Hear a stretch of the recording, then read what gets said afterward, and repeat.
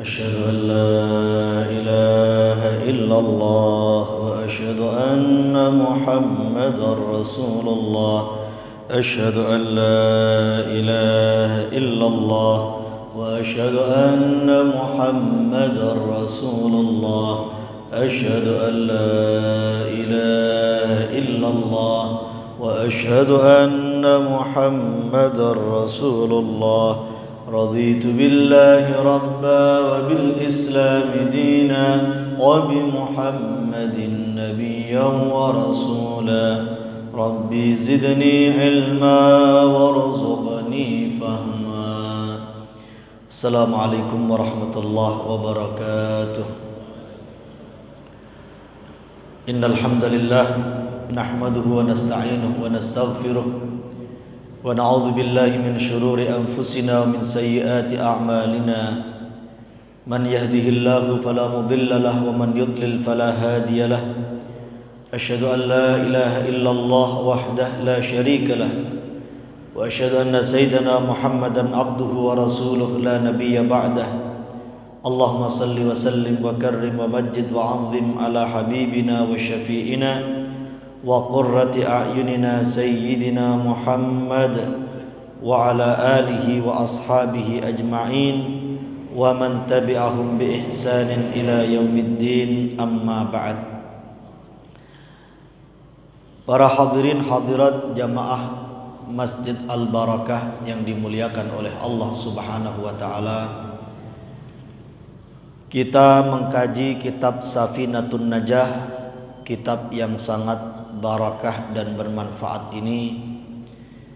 Pertemuan sebelumnya kita membahas tentang syarat sholat Jumat, di mana teks Arab sudah kita baca atau ibaratnya sudah kita sama-sama membacanya. Demikian juga terjemahannya, tinggal kalau tidak salah keterangan kita sampai pada poin yang keempat di halaman 46. Syarat keabsahan sholat Jumat ada 6. Nomor 1 sudah kita bahas seluruhnya. Maksudnya sholat dan khutbah Jumat itu terjadi pada waktu zuhur.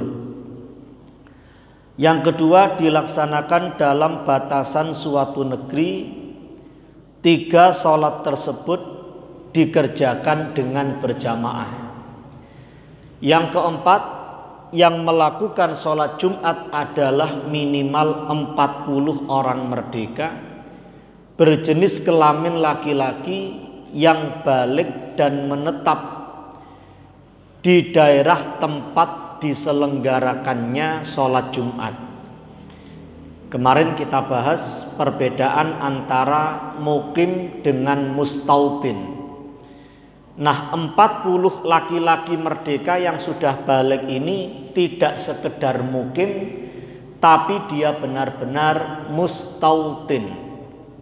Standar dulu musim dingin orang itu tetap tinggal di daerah tersebut, musim panas pun juga sama. Ini namanya mustautin. Mustautin. Kalau mukim, kemarin kita contohkan misalnya saja anak-anak pondok pesantren. Mereka dari Gresik, dari Surabaya, mondok di Malang. Mereka ini bukan mustautin. Mereka ini sekedar mukim. Karena anak-anak pondok itu mukim, mereka tidak termasuk hitungan 40 anak laki-laki merdeka dan balik tadi itu. Artinya seandainya mereka dados jangkep-jangkepane niki mboten saged menurut satu pendapat yang kuat ini. Bapak Ibu sekalian yang dimuliakan oleh Allah Subhanahu wa taala, menurut madhab Syafi'i minimal laki-laki merdeka balik mustautin itu jumlahnya adalah 40. Sebenarnya di madhab Syafi'i tidak hanya ada satu versi. Ada pendapat yang kedua, minimal bukan 40 tapi 12. Itu pun tapi tidak diambil. Pendapat yang diambil dan sampai kepada kita dan kita yakini sampai sekarang ini mazhab Syafi'i 40 orang. Sebenarnya ada pendapat juga 12. Nah, kalau kita mengkaji lintas mazhab, apalagi di luar mazhab 4, ada seorang ulama namanya Syekh Muhammad bin Ali Asy-Syaukani, penyusun beberapa kitab, diantaranya yang populer adalah Nailul Autar. Al-Imam Asy-Syaukani ini berpendapat minimal orang sholat Jumat itu bukan 40, bukan 12, tapi cukup 2 orang. Ada 1 imam, ada 1 makmum, sudah cukup. Alasannya menurut beliau apa? Beliau mengatakan opo sih bedane sholat Jumat ambek sholat jamaah biasa itu. Lah kalau sholat jamaah itu bisa 2 orang, imamnya 1, makmumnya 1. Mengapa tidak sholat Jumat tidak dikatakan ketentuan yang sama? Imamnya siji, makmumnya siji sudah cukup. Ini sudah di luar 4 mazhab. Di luar 4 mazhab. Bapak Ibu sekalian, mengapa sih kok ulama berbeda pendapat tentang minimalnya jumlah orang yang melaksanakan sholat Jumat itu? Ini kembali kepada riwayat populer terkait sababun nuzul, turunnya ayat, sebab turunnya ayat yang berbunyi watarakuka qaimah, penggalan ayatnya. Watarakuka, dan mereka meninggalkanmu. Mu di sini adalah Kanjeng Nabi Muhammad sallallahu alaihi wasallam, qaimah, berdiri ketika berkhutbah. Mereka meninggalkanmu ketika kamu sedang berkhutbah, wahai Muhammad. Ayat ini sababun nuzulnya ketika Kanjeng Nabi khutbah di hari Jumat, diikuti oleh para jamaah, para makmum, para sahabat. Ketika itu kok ternyata ada kafilah dagang dari Syam. Ada kafilah dagang. Wong namanya orang Makkah, orang lembah Makkah, Wadi Makkah. Itu ya penghasilannya, pekerjaannya ya dari perdagangan itu. Lek wonten dagangan, ya mungkin di sana ada kebutuhan pokok mereka, ada barang yang kemudian mereka jual lagi. Pokoknya wonten ningali dagangan dugi pas siang-siang dinten Jumat. Akhirnya sebagian sahabat niki buyar, meninggalkan masjid untuk nyegat kafilah dagang tadi itu. Akhirnya turunlah ayat Al-Quran yang menegur mereka, watarakuka qaimah, dan mereka meninggalkanmu wahai Muhammad dalam keadaan berdiri. Mungkin ketika kita mendengarkan riwayat atau kisah ini, terbesit dalam hati kita, kok cek nemene sih para sahabat, aku ae gak tahu Jumatan merono wong tetot betul napa niki? Sayur gak tahu moro buyar rono. Ini harus kita maklumi, di awal pensyariatan itu bisa saja terjadi. Di awal pensyariatan, lah kita sudah mendarah daging lek Jumatan gak oleh metu. Masih ya wonten tiang sadean napa ten jaba moro wonten karnaval. Ono karnaval aku ya ora metu ora. Sahabat kok cek nemene. Mungkin pikiran kita seperti itu. Tapi sebenarnya itu bisa saja terjadi di awal pensyariatan risalah agama Islam. Kita sekarang memahami seperti itu, ya karena pemahaman kita sudah mendarah daging, nggak boleh keluar seperti itu. Nah, kenapa kita punya kesimpulan dan keyakinan seperti itu? Ya berkat kejadian-kejadian di masa lampau yang terjadi juga di masa sahabat itu. Sami kali kejadian misalkan ada orang Arab Badui yang kencing di masjid, kencing di masjid itu. Mungkin terbesit dalam benak kita, kok cek nemen sih aku duduk sahabat ya gak tahu nguyui masjid. Tapi di awal pensyariatan mungkin kemungkinan besar itu terjadi. Wong tiang mboten semerap. Nah, kita sekarang sudah tahu kenapa? Ya karena akumulasi pemahaman dari para ulama yang kemudian sambung kepada apa yang terjadi di masa pensyariatan itu. Akhirnya misalnya dalam kejadian orang Arab Badui yang kencing di masjid itu, kan akhirnya kita punya banyak kesimpulan. Berarti masjid ini harus dijaga kesuciannya. Termasuk bagaimana perhatian Kanjeng Nabi. Ketika dia kencing, para sahabat semburat badhe getak tiang niki ditahan oleh Kanjeng Nabi. Tahan dulu. Maksudnya apa? Satu hikmahnya. Ojo sampai moro di stop ngoyone itu.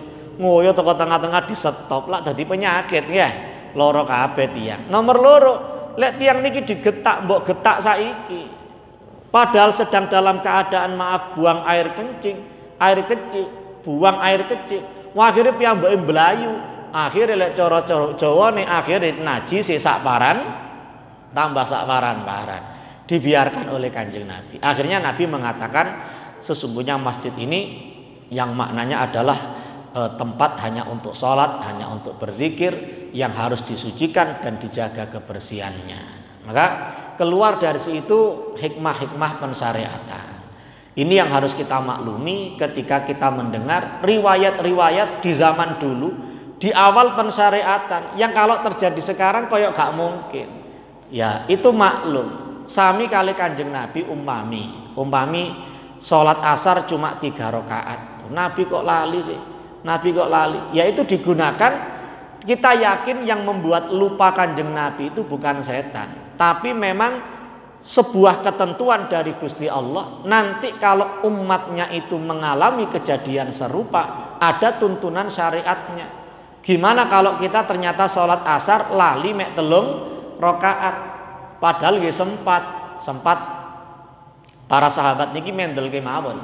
Ketika Nabi 3 rakaat salam, mereka diam. Kenapa? Khawatir ada syariat baru. Mungkin saja ketika Kanjeng Nabi sholat, moro malaikat turun membawa syariat baru bahwa sholat asar sekarang diskon 1 rakaat gitu. Yang asalnya 4 rakaat menjadi 3. Makanya mendel kemawon para sahabat, mboten sanjang subhanallah, tidak mengingatkan Kanjeng Nabi. Baru setelah salam, assalamualaikum warahmatullah, assalamualaikum warahmatullah. Kanjeng Nabi baru mereka tanya, napa wonten syariat enggal? Lho gak ono apa?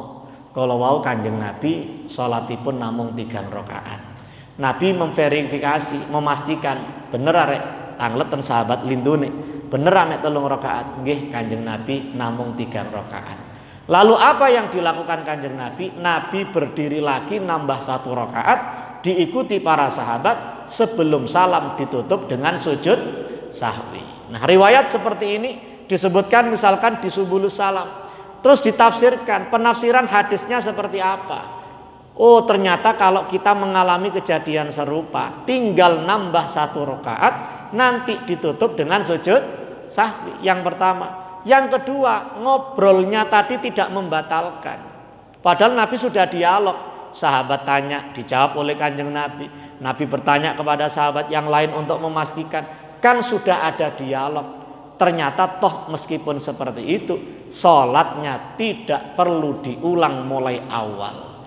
Bahkan di kitab Subulus Salam karya Syekh Al-Imam Muhammad bin Ali As-San'ani, beliau mengatakan potensinya sebagian sahabat juga sudah ada yang mantun salam sudah berdiri, sudah mau keluar dari masjid gitu. Mereka dipanggil lagi untuk nambah 1 rakaat, berarti langkah kaki mereka pun tidak membahayakan sholatnya, nggak harus ngulangi mulai awal. Ya mireng ngeten malih, oh berarti sahabat biyen ya ana sing lamcing ya. Napa lamcing niku? Salam lamcing. Ya ini ya gunanya seperti itu. Kita tidak kemudian menganggap ini sesuatu yang negatif. Kenapa? Karena untuk sebuah ketentuan syariat, dan itu maklum di masa-masa awal pensyariatan atau fi ayyamit tasyrik. Sama dengan kembali ke cerita tadi. Wonten kafilah dagang dugi semburat sahabat itu. Mereka mencegat menapa? Lek menghadang model kok tembegal ngono. Lho niki, pokoke ono dagangan. Mungkin wonten pesenane, wonten mungkin barang kebutuhan timbang kedisian mbek liyane wong namanya zaman dulu nggih ya, zaman dulu perdagangan itu cuma ke Syam sama ke Yaman, dan itu di tengah moda transportasi yang sangat minim dan sangat terbatas. Akhirnya mereka semburat didiskusikan oleh para ulama. Didiskusikan oleh para ulama. Wa tarakuka qa'ima, mereka meninggalkanmu wahai Muhammad dalam keadaan berdiri. Maksudnya di atas mimbar untuk berkhutbah. Dipertanyakan oleh para sahabat, didiskusikan dan dibahas. Pertanyaannya, berapakah para sahabat yang tersisa ketika itu di dalam masjid? Wonten sing dawuh 12, wonten sing dawuh sekawan doso.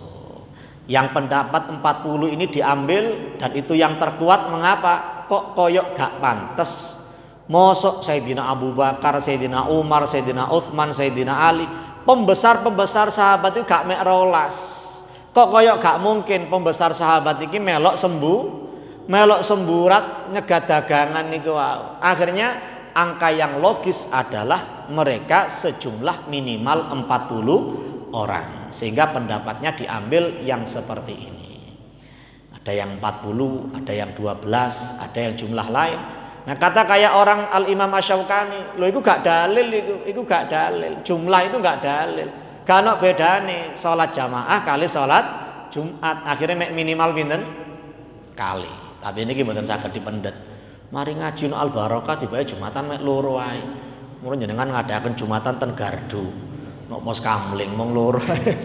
Lah sapa ngen imame, khutbahe, khotibe, bilale nggih. Sing ngrungokaken mek siji, ya bilali, ya qomat, ya adzan ya. Ya, baik, intinya itu kronologis perbedaan pendapat dan 40 ini menjadi pendapat mazhab Syafi'i yang terkuat dan ini yang kita ambil. Allahumma shalli ala Sayyidina Muhammad. Nomor 5. Jumat tersebut tidak didahului atau bersamaan mengucapkan huruf ra takbiratul ihram imam oleh sholat Jumat yang lain yang dikerjakan masih dalam batas negeri.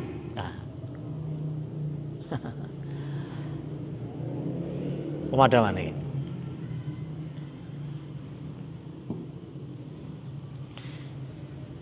Dilajengaken nggih.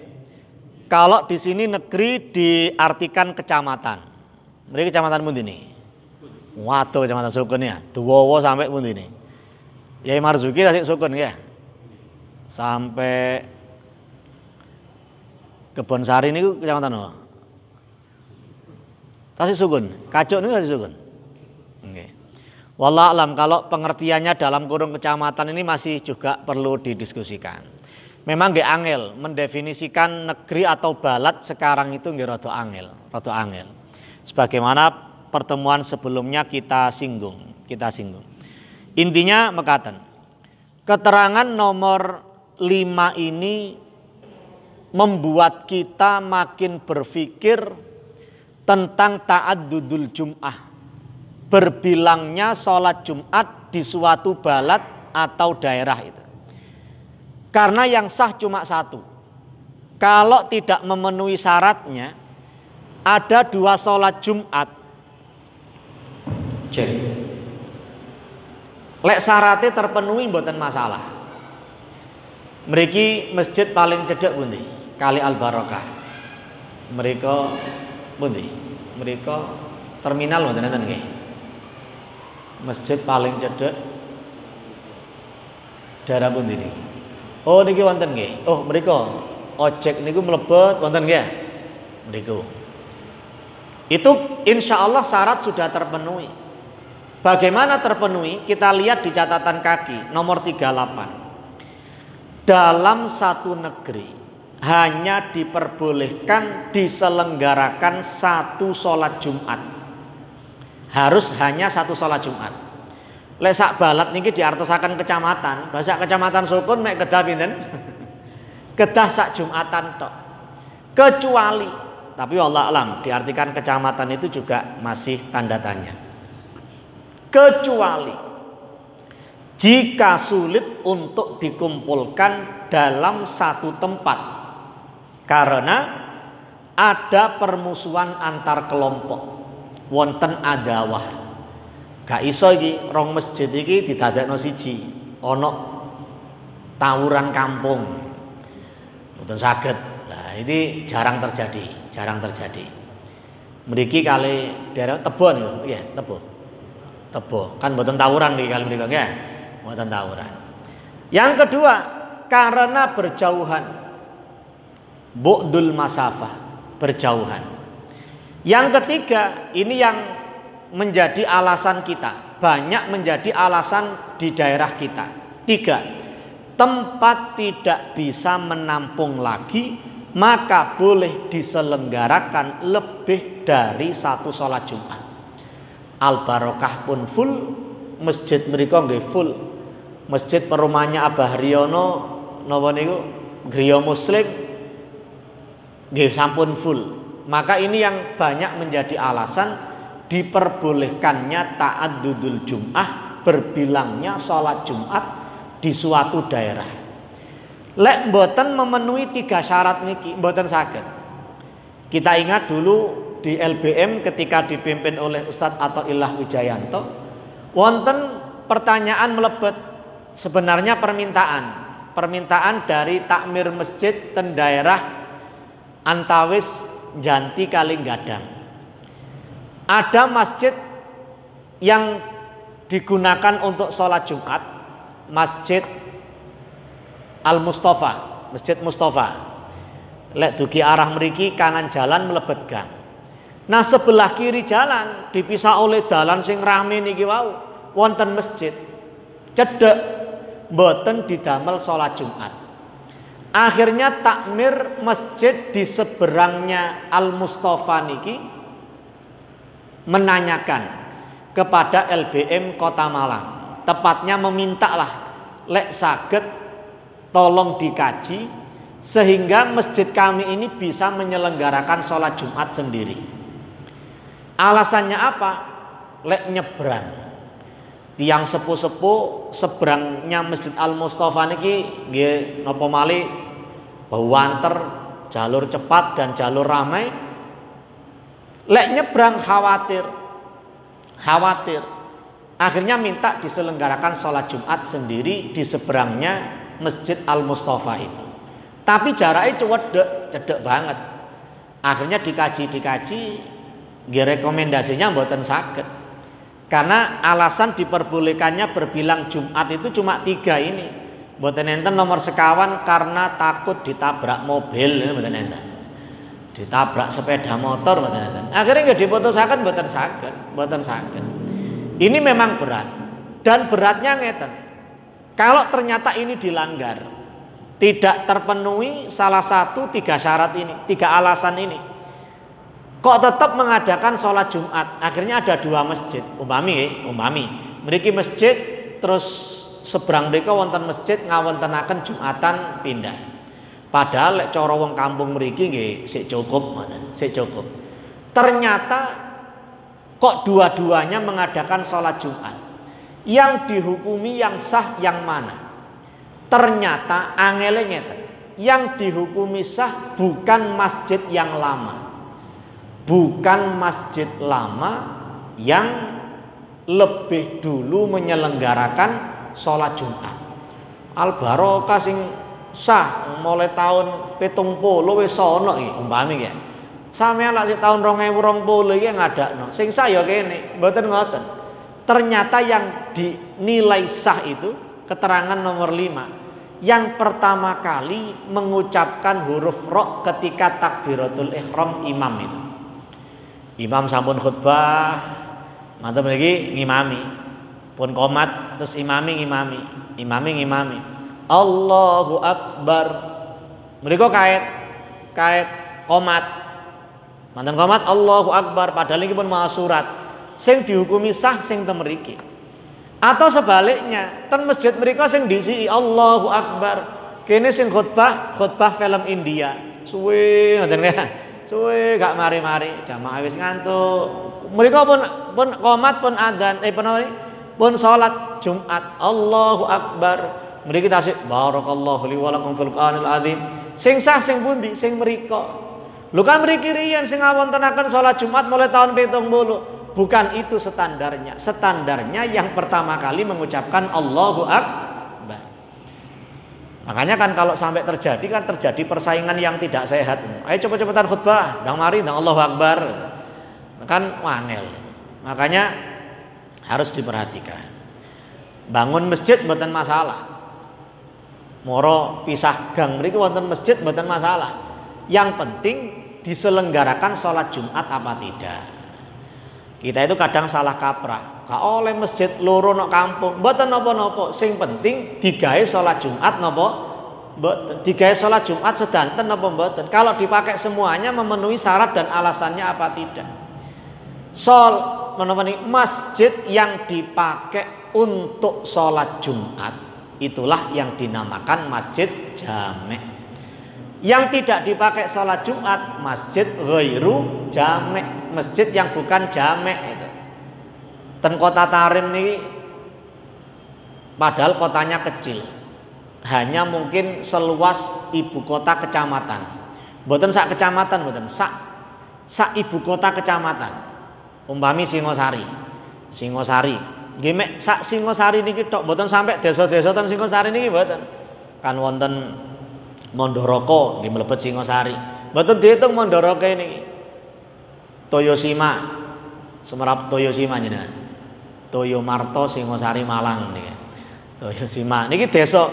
Lah niki mek kota Tarim itu cuma seluas Singosari tok, mboten sampai Toyomarto Mondoroko mboten. Meskipun kotanya kecil, tapi wonten 365 masjid. Sama seperti jumlah hari dalam setahun. 365 masjid. Mriki masjid, mriko pun masjid, mriko masjid, mriko masjid. Napa angsal? Mboten napa-napa. Sing penting sing dibahas ten fikih niku didamel Jumatan napa mboten. Lek damel masjid mawon nggih sae damel iktikaf, damel napa ya, lek mlebet saged tahiyatul masjid nggih sae. Cuma dipakai Jumatan atau tidak. Nah, dipakai Jumatan itu namanya masjid jamek. Sampun Bapak Ibu sekalian, itu penjelasan tentang syarat yang kelima. Syarat yang keenam, sholat Jumat tersebut didahului oleh 2 khutbah. Kalau mau ditambahkan 2 khutbah yang sah. Lek mboten sah, khutbah mboten sah, otomatis sholat Jumatnya nggih mboten sah. Karena 2 khutbah itu berkedudukan seperti 2 rakaat. Sembayang zuhur petang rakaat, lho kok sembayang Jumat mek 2 rakaat? Ya sing 2 rakaat itu diambil kedudukannya dari 2 khutbah tadi itu. Lek khutbah sah, mangke salate tumut sah. Lek khutbah pun mboten sah, mangke salat Jumatnya nggih mboten sah. Itu. Nah, supaya sah khutbahnya gimana? Dibahas berikutnya rukun-rukun khutbah. Kita baca cepat. Arkanul khutbataini khamsatun. Hamdulillahi fihima. Wassalatu ala nabi sallallahu alaihi wasallam fihima. Wal wasiyatu bittaqwa fihima. Wa qira'atu ayatin minal qur'ani fi ihdahuma. Wad du'a lil mu'minina wal mu'minati fil akhirah. Rukun-rukun khutbah ada 5, yaitu 1, mengucapkan hamdalah dalam 2 khutbah. Di 2 khutbah dua-duanya khatib harus membaca alhamdulillah. 2, membaca sholawat pada Nabi Shallallahu Alaihi Wasallam dalam 2 khutbah. Alhamdulillah wassalatu wassalamu ala nabiyyina Muhammad ibn Abdullah. Itu sudah 2 rukun. Yang ketiga, wasiat takwa dalam 2 khutbah. Amma ba'd fa ya ibadallah ittaqullah haqqa tuqatih wa la tamutunna illa wa antum muslimun. Kedah wonten wasiat takwa. 4, membaca 1 ayat Al-Qur'an dalam salah satu 2 khutbah. Misalkan maos wal asr atau maos idza qulta wa idza nudiya lis-salati min yaumil jumu'ati fas'au ila dzikrillahi wa dzarul bai' dan seterusnya sampai akhir ayat. Atau membaca innallaha wa malaikatahu yusholluna 'alan nabi ya ayyuhalladzina amanu shallu 'alaihi wa sallimu taslima. Itu berarti dia sudah membaca ayat Quran di salah satu dari 2 khutbah. 5, berdoa untuk orang mukmin laki-laki dan perempuan dalam khutbah kedua. Biasanya diwakili dengan Allahumma ighfir lil muslimina wal muslimat. Nah niku biasanya tiang-tiang moro tangi ya. Sing pas turu ngantuk tangi, dianggap alarm nih. Kadang Allahumma ighfir sik turu, njopo alarm kedua, barakallah ibadallah. Nah tangi ya. Ibadallah niku baru tangi. Nah niki 5-5-nya harus ada.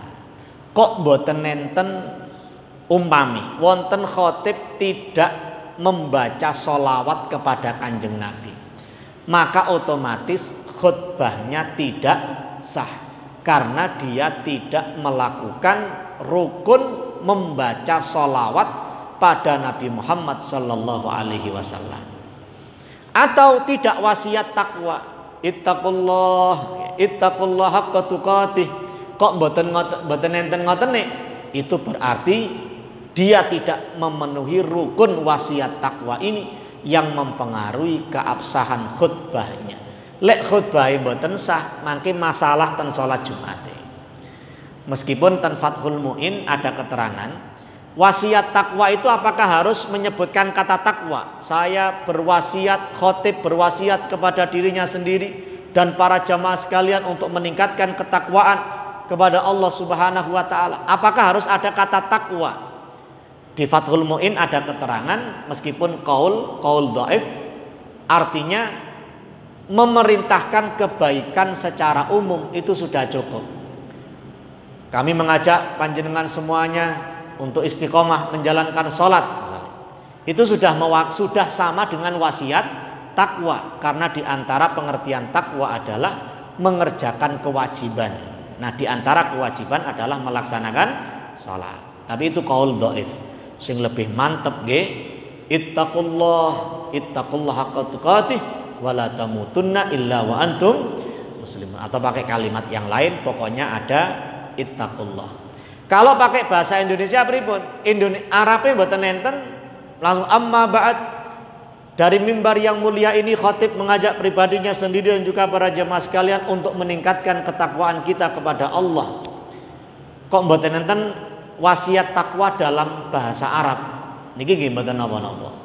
Tidak apa-apa wasiat takwa itu atau rukun itu pakai bahasa Indonesia.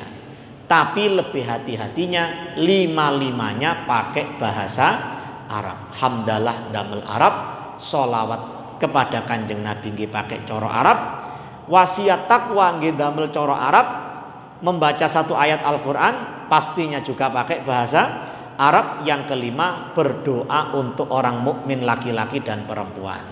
Allahumma ighfir lil muslimina wal muslimat wal mu'minina wal mu'minat al ahya'i minhum wal amwat. Baik Bapak Ibu sekalian, itu keterangan rukun-rukun khutbah, dan sebelumnya kita menerangkan kelengkapan penjelasan tentang syarat-syarat sholat Jumat. Barangkali ada yang perlu didiskusikan, monggo dipun sumangga. Ini ada pendapat yang dari rukun-rukun khutbah itu berpendapat bahwa syahadat itu masuk sunnah atau wajib. Ini dulu ada pendapat dulu, nggak ada syahadatnya itu atau gimana lain? Inggih, bukan rukun nggih syahadat. Yang asyhadu alla alhamdulillah asyhadu alla ilaha illallah wahdahu la syarikalah wa asyhadu anna sayyid, misalkan syahadat itu. Yang rukun yang disebutkan di sini 5 nih. 5 rukun khutbah. Memang wonten kejadian ten gadang itu. Kadang khotib ditegur karena tidak ada syahadatnya. Padahal rukun nggih 5 sebagaimana disebutkan dalam Safinah ini. Ya, dan kewajiban kita, lepas dari itu kewajiban kita membuat jamaah itu tenang kan ngaten. Berarti nggih syahadat otomatis dimasukkan biar orang itu tidak sanksi. Mengkaten, dintenipun? Inggih.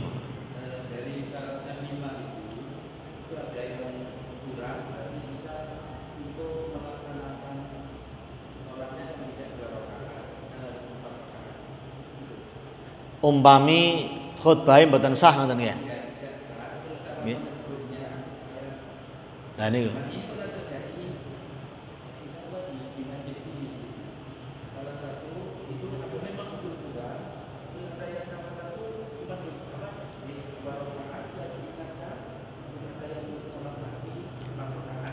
Zuhur diganti zuhur ya. Oh setelahnya sak mantune anu nggih. Nggih, itu kejadian sama almarhum Al Habib Abdullah Maula Khela. Itu juga pernah merasa ketika beliau khutbah merasa nggak tahu rukun apa yang waktu itu beliau lupa itu. Akhirnya pun wangsul pun buyar jemaah ini pun buyar Jumatan. Akhirnya nilpun takmir tolong sing Jumatan bi aku mang. Kon salat zuhur itu, suruh salat zuhur lagi.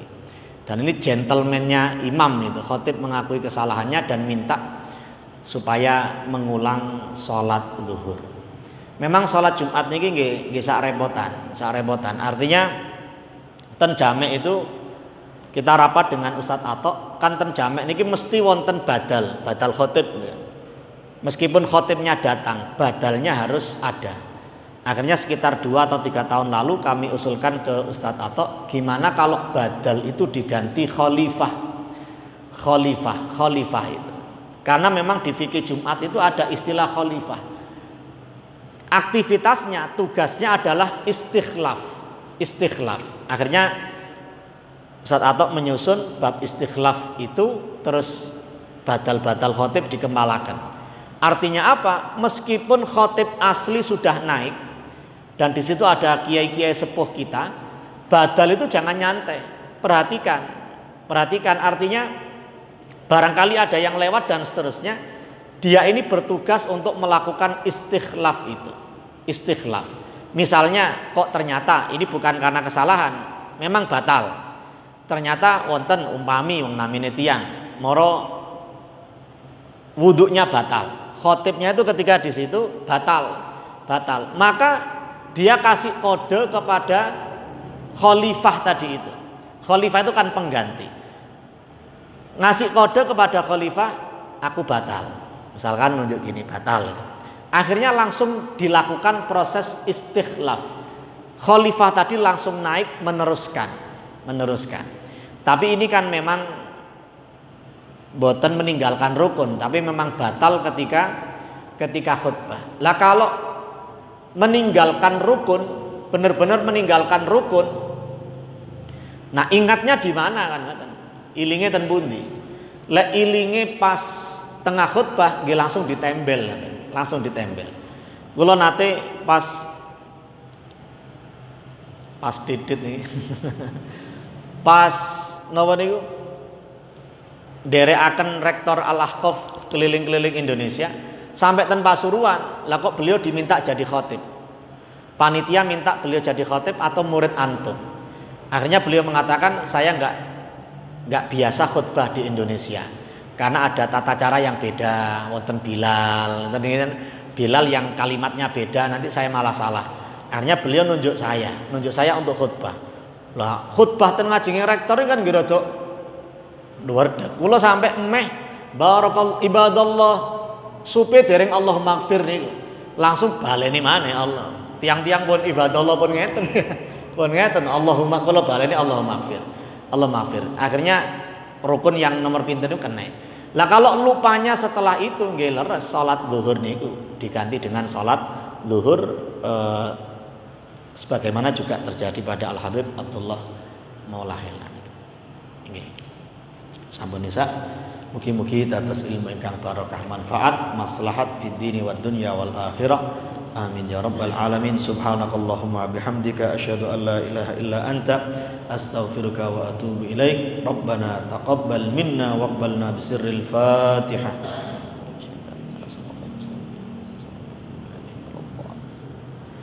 Wallahul muwaffiq ila aqwamit thoriq. Wassalamualaikum warahmatullahi wabarakatuh.